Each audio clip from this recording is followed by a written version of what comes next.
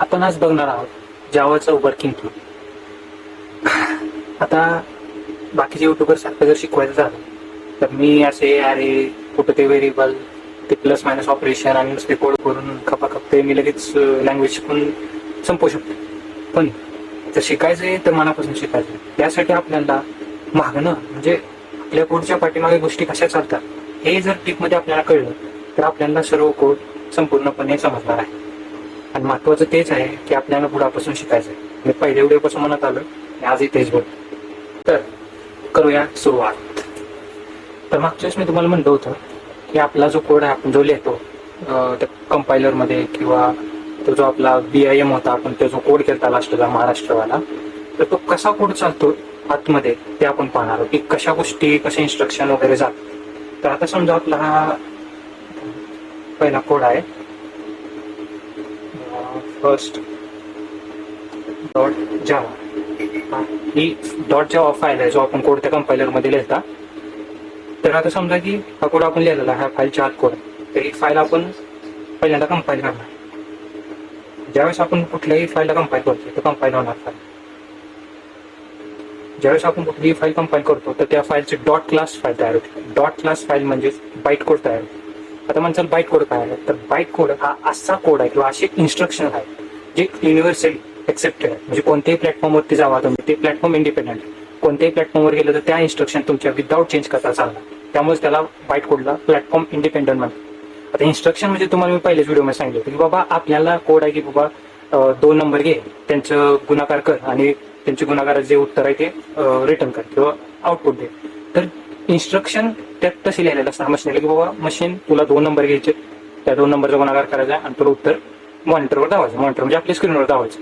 तर तशा ज्या इन्स्ट्रक्शन आहेत त्या मशीनला कशा करणार, तर आपण ह्या कोडमध्ये त्या बाईट कोडमध्ये त्या इन्स्ट्रक्शन लिहिलेलं असतं तेव्हा त्या मशीनला ते समजतं. तर आपली बाईट कोडची डॉट क्लास नावाने फाईल तयार होणार फर्स्ट डॉट क्लास. आता ही डॉट क्लास फाईल तयार झाली. पण तुम्हाला म्हणलं होतं की बाबा आपली जी OS आहे OS ऑपरेटिंग सिस्टीम ह्या सर्वाला बोलणारा जाणारा आपल्या कोडमधला आणि ह्या ऑपरेटिंग सिस्टीम मधला माणूस म्हणजे तो आहे JVM. तर आपला JVM यांना पिक्चर तर ही डॉट क्लास फाईल फक्त JVM ला कळते. जी आपली बाईट कोड आहे किंवा काय ते फक्त JVM ला समजतं. जर समजा इथं जाताना तुम्ही जर ह्या फाईल उघडली मधलंच आणि काय घोळ केला तर JVM त्याला घेत नाही. JVM ला टोटली जे बाईट कोडची फाईल आहे ते पूर्णपणे जे स्टार्टिंग पासून एंड पर्यंत आहे ते अॅक्युरेट आहे अशी इथं पहिल्यांदा बनली होती आपली तशी लागते. जर त्यात तुम्ही छेडखानी केली किंवा काय बदल केला तर JVM ती फाईल रिजेक्ट करते. तर जेव्हा आपण कोड कंपाईल करतो जावा सी आपली जी फाईलचं नाव आहे ते देतो. मी तसं तुम्हाला कंपाईलरवर दाखवलं होतं कोड करून त्या व्हिडिओमध्ये शेवटच्या. तर जेव्हा आपण कंपाईल करतो तेव्हा ही डॉट क्लास किंवा बाईट कोड ही फाईल तयार होते. आणि जेव्हा आपण रन करतो त्यावेळेस ही फाईल JVM कडे जाते. JVM हा माणूस म्हणजे समजणारा खतरनाक माणूस म्हणजे हा आहे. आणि ज्यावेळेस ही फाईल रन व्हायला तर जाते त्यावेळेस JVM हा बाईट कोड म्हणजे जे इन्स्ट्रक्शन आहे ते एक चेक करतो. आणि त्याच्या एक असतो इंटरप्रेटर माणूस. हे जे आपण पुढे डिटेलमध्ये बघणार आहोत. स्टार्टिंगला तुम्हाला फक्त सांगतो इंटरप्रेटर. हा इंटरप्रेटर कोण आहे, हा इंटरप्रेटर असा माणूस आहे की थांबा तुम्हाला सांगतो की इन्स्ट्रक्शन कशा जातात. इन्स्ट्रक्शन आता समजा इथं आपली रॅम आहे, इथं ऑपरेटिंग सिस्टीम. आता समजा ही रॅम आहे.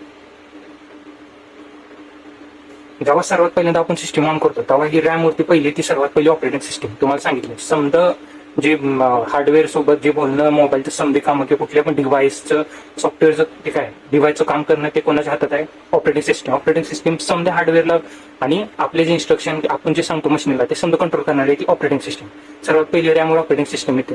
जेव्हा आपण आपला कोड रन करायला देतो तेव्हा मग रॅमवरती JVM येतो. JVM एक प्रोसेस समजा हे सर्कल म्हणजे एक प्रोसेस आहे. प्रोसेस म्हणजे काय बाबा एक काम मशीनला दिलेलं काम किंवा मशीनवर एक काम येतं करायचं. तर हे JVM आलं मशीन. आता हे JVM मध्ये काय आहे, JVM मध्ये आपला कोड वगैरे सरलेला आहे. आता आपला जे कोड आहे ते डायरेक्ट आपल्या मशीनशी बोलू शकत नाही. त्यासाठी आपल्याला लागतो JVM आपल्या कोड मधला आणि या ऑपरेटिंग सिस्टीम मधला माणूस JVM आहे. JVM इंटरप्रेटरची मदत घेऊन काय करतं, जी आपली डॉट क्लास फाईल होती जी डॉट क्लास फाईल आहे जी इन्स्ट्रक्शन लिहिलेली आहे आपण बाईट कोडमध्ये, तर त्या इन्स्ट्रक्शनला बायनरी मध्ये कन्वर्ट करतो. बायनरी का तर हार्डवेअरला कुठली लँग्वेज कळते ही आपली जी हाय लेवल लँग्वेज आहे आपण जी लिहिलेली आहे कोडमध्ये की बाबा system dot out dot print ही जी आपल्याला कळायसाठी ती मशीनला ऑपरेटिंग सिस्टमला ती कळत नाही. त्यामुळे JVM काय करतं ह्या डॉट क्लास फाईल मध्ये जी कोड लिहिलेला आहे समजा जे इन्स्ट्रक्शन आहे तर लाईन बाय लाईन इंटरप्रेटरच्या मदतीने, इंटरप्रेटर हा खतरनाक माणूस, हे काय करतं, एक एक एक लाईन घेतं आणि त्याला बायनरी लँग्वेजमध्ये कन्वर्ट करतं आणि ती ऑपरेटिंग सिस्टमला देते. आणि ऑपरेटिंग सिस्टीम मग बाबा समजते, हार्डवेअरला सांगते बाबा असं एवढी एवढी मेमरी द्यायची आपल्याला. का तर आता त्या कोडमध्ये तुम्ही काय लिहिले त्यानुसार असते. आता हे मी फक्त वरून सांगतोय, इंटरनली तसं लय होतं. हे ह्याचा स्वतः ऑपरेटिंग सिस्टीम तर जात नाही कुठं, हिचा एक असतो कर्नल म्हणून. हा माणूस असतो तो ऑपरेटिंग सिस्टीम या प्रोसेसकडे किंवा काय जे लागेल त्याकडे ऑपरेटिंग सिस्टीम या माणसाला पाठवत असते. तर हे ऑपरेटिंग सिस्टीम हा वेगळा कन्सेप्ट आहे, ते डीपमध्ये लय मोठा आहे. आपण सध्याला वर्ण बघू की ऑपरेटिंग सिस्टीम जे आहे ते हार्डवेअर आणि आपल्या कोडच्या मध्ये असते असं समजून सांग. आणि आपला कोड आणि ऑपरेटिंग सिस्टीमच्या मध्ये कोण असतं, ही माणूस आपला जीवी आहे. आणि जेव्हा तुम्ही रन करता तेव्हा तुमच्या कम्प्युटरवर म्हणा, मोबाईलवर म्हणा, रॅमवर म्हणा, तर पहिलं रन केलं का एक प्रोसेस येते, तिला म्हणतात की हे जे आहे ते प्रोसेस असते. तर ही JVM ची प्रोसेस आली. कशासाठी आली, आपला जो आपण फर्स्ट डॉट जावा कोड लिहिला त्यासाठी. आता फर्स्ट डॉट जावा काय, समजा आपण एंटर घेतला, एंटर हे युजरलाच मागू आपण, किंवा समजा एक घेऊ युजरला, कशाला युजरचा मोठा एंटर बी वेट घेतला. आता हे एंटर सी मध्ये आपलं ऑपरेशन काय आहे, A + B, आणि आपण इथं प्रिंट केला. आता जेव्हा आपण कोड वगैरे लिहितो त्यावेळेस आपल्याला system dot out dot print लिहिण्याची एवढं मोठं गरज नसते. तुम्ही सरळ सरळ SOP सुद्धा लिहू शकता. सी केलं तर आपल्याला आउटपुट काय भेटणार आहे तुम्हाला माहिती, या दोन्हीचं ऍडिशन होणार, आउटपुट भेटणार 60. तर आता इथं जे आपण कोड लिहिला आहे, हा कोड आहे, हा सर्व जे कोड आहे ह्या फाईलमध्ये, हा समजून सांग. आता ही इथं दिला तर ह्या फाईल मधून ही फाईल आपली कंपाईल झाली. आपलं जर सर्व सिंटॅक्स म्हणजे हे जे सिंटॅक्स लिहिलेलं आहे मी, कोमाज किंवा सेमिकोलन किंवा इज इक्वल टू वगैरे, हे जर सर्व बरोबर असेल तरच फाईल कंपाईल होते, नाहीतर इथंच आपल्याला एरर भेटतो.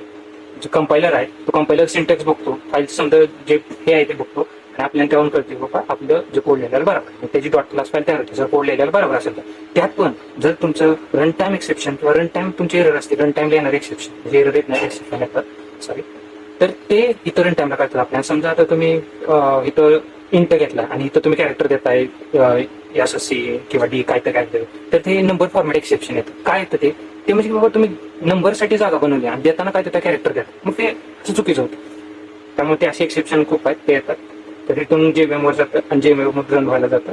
तशा प्रकारे समजा गोष्टी इंटरनली घडतात. त्या हा ऑपरेटिंग सिस्टीमला कळतं मग की बाबा आपल्याला 8 + 8 जे आहे त्या दोन्हीचे जे 16 आन्सर आहे ते आपल्या मॉनिटरला लावायचे. मग ऑपरेटिंग सिस्टीम ते मॉनिटरला कम्युनिकेट करते. इथं आपल्या कम्प्युटरवर असतं कुठं आपल्याला मग इथं 16 आउटपुट दिसतं. हे ऑपरेटिंग सिस्टीम हे JVM ह्या सर्वांचं असं इंटरनली खूप चालतं डीपमध्ये. आपण फक्त वरनं होतो सांगितलं. आता तुम्ही म्हणताल हे एकाच लँग्वेजमध्ये होतं, नाही.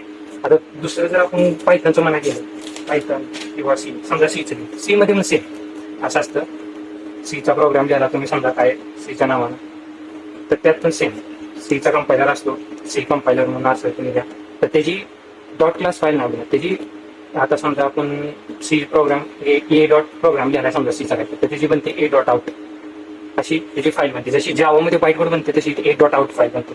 पण सेम ही फाईल एक्झिक्युटेबल असते. ही तुम्ही कुठल्या पण जे सीचं जे हे आहे मशीन आहे त्यावरती तुम्ही सीचं मशीन तुम्ही कोणत्या पण मशीनवरती ही फाईल एक्झिक्यूट करू शकता. जे बाईट कोड फाईल आहे किंवा A डॉट आउट फाईल आहे ह्या ज्या फाईल आहेत ह्या एक्झिक्युटेबल फाईल असतील. म्हणजे ह्या फाईल अशी युनिव्हर्सली एक्सेप्टेड इन्स्ट्रक्शन किंवा जे तुम्ही म्हणू शकता इन्स्ट्रक्शनला आता आपण काय म्हणू शकतो जे आज्ञा आहेत युनिव्हर्सली, म्हणजे जगात आता लेज ओव्हर होत आहे, पण जे आज्ञा आहेत कम्प्युटरला सांगणार किंवा कुठल्या पण सिस्टीमवर चालणाऱ्या आज्ञा आहेत, त्या आज्ञामध्ये म्हणजे त्या आज्ञामध्ये ही फाईल कन्वर्ट होते. त्या फाईलमध्ये त्या आज्ञा असतात की बाबा तुम्ही विंडोजवर न्या तरी चालणार, तुम्ही बाबा लिनक्सवर न्या तरी चालणार. अशा प्रकारे त्या ही फाईल बनलेली असते. त्यामुळे आपल्याला कोड सारखा बदलावा लागणार. A डॉट आउट होते आणि ते पण सेम OS वर जाणार, OS असणार इथं, आणि इथं ती प्रोसेस येणार आणि ते जे आपण ह्या कोड मध्ये लिहिलं ते कामून जाणार.